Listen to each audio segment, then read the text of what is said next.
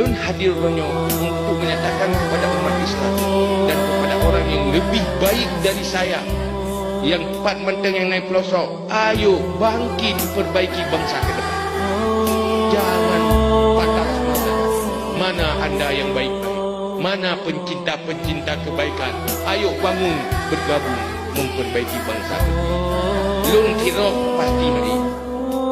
Cuma hanya untuk memanggil semuanya terjaga, mengirim pesan. Kita butuh negeri yang baik untuk anak-anak kita. Tiga tu lung pegang. Menyolong mati raju. Anu lung matang buut. Menyejak itulah. Begitu me akidah partikulanya. Kujik kurung mendoa keluk. Lung hanaleh hana kau didik ada. Anu lung yang kujik kurung. Empat mantang hoi wet mantang. Itu me kebaikan. Nyo yang awal.